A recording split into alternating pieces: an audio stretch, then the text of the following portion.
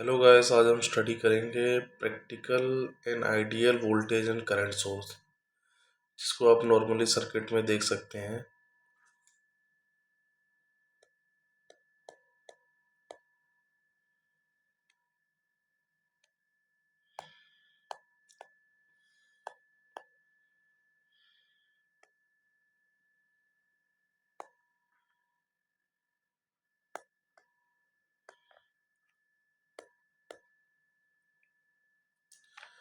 Ideal voltage source का circuit होता है, आपने देखा होगा कि बैटरी कनेक्टेड रहती है और वहाँ से करंट वो आई प्रोवाइड कर रहा है।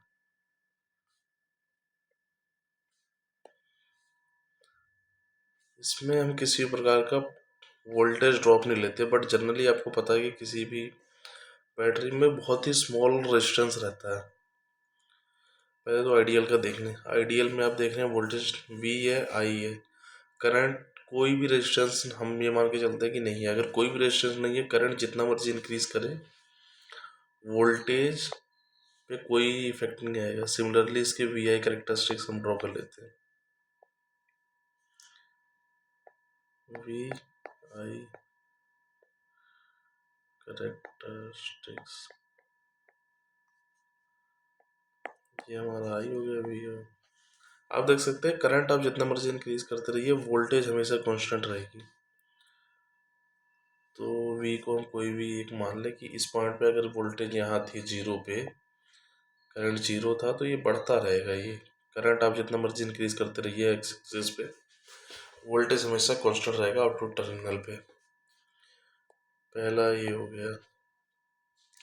अब दूसरा इसका प्रैक्टिकल सोर्स देख लें। प्रैक्टिकल वोल्टेज सोर्स,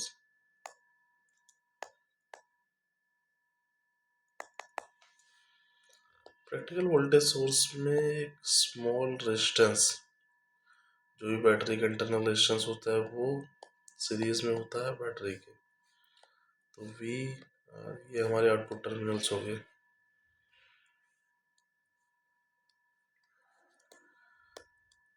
जैसा कि आप लोगों को पता है, अगर हम इसका KCL लिखे, मान लीजिए हमारा आउटपुट वोल्टेज है, तो आउटपुट वोल्टेज होगा V naught is equal to V minus I into R. जैसे जैसे आप करंट को इंक्रीज करेंगे, आई इंटू आर आपका इंक्रीज होगा और output voltage V naught decrease होगी। क्योंकि आई आर माइनस में जैसे जैसे आई इंक्रीज होगा, आर तो कांस्टेंट है, तो आई आर इंक्रीज होगा। आई आर इंक्रीज होगा तो V हमारा कांस्टेंट है। V इनपुट आप इसको लिख दीजिए। V इनपुट में से आई आर माइनस होगा, इसका हम अगर आई वी करेक्टरिस्टिक्स ड्रॉ करें, ये आई हो गया, V हो गया। ये आप याद कर सकते हैं, आपके डिफरेंट कॉम्पिटेटिव एग्जाम्स में से पूछा जाता है।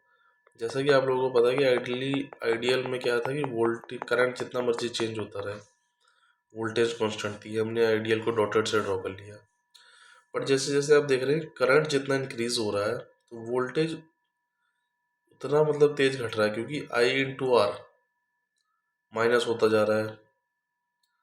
तो इसका अगर आप कुछ ऐसा होगा, वोल्टेज कांस्टेंट नहीं रहेगी। जैसे जैसे आप करंट बढ़ाते रहेंगे, तो वोल्टेज की वैल्यू चेंज होती रहेगी, डिक्रीज होती रहेगी। ये हमारा सेकंड हो गया। अब थर्ड पे आ जाते हैं, आइडियल करंट सोर्स।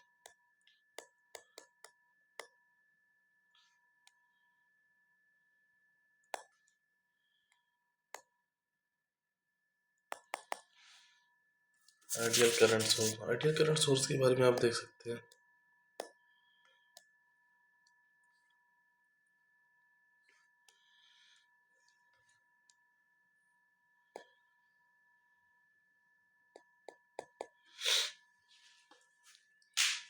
इसमें आप देख सकते हैं, इसके पैरेलल में नॉर्मली क्या होता है कि करंट सोर्स के पैरेलल में, मतलब जो आपको रिलेशन अगर पता हो, अगर कोई भी अगर वोल्टेज सोर्स ले रहे हैं, जैसे लेट सपोज ये है, अगर V आ रहा है, तो इसको करंट सोर्स की रिप्रेजेंटेशन होती है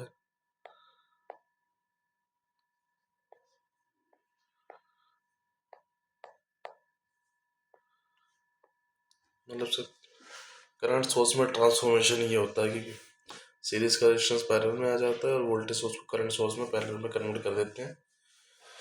voltage V equal to I R होता है, करंट की वैल्यू V बाई आर यहाँ पुट कर दी जाती है।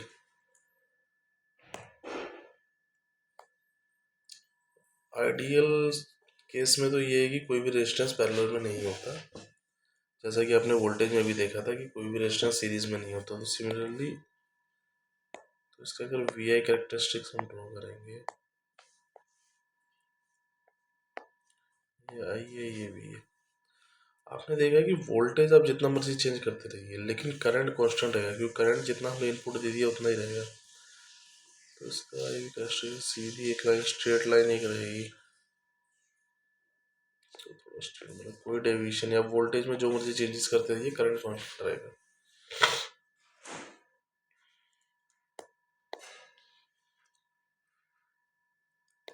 प्रैक्टिकल करंट सोर्स की बात कर लेते हैं।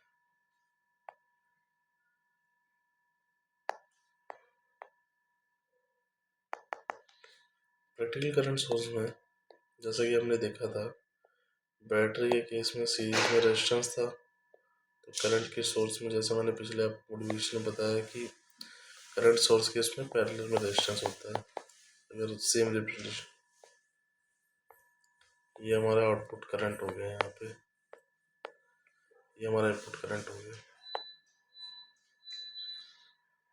इसकी अगर वी आई कैरेक्टरिस्टिक्स हम ड्रॉ करना चाहें तो जैसा आप लोगों को पता आई नोड क्या होगा, इसमें कुछ करंट जाएगा, आई टी जो आपने इनपुट दिया उसमें से, और ये मान ले रहे हैं टर्मिनल पे वोल्टेज हमारी वी है।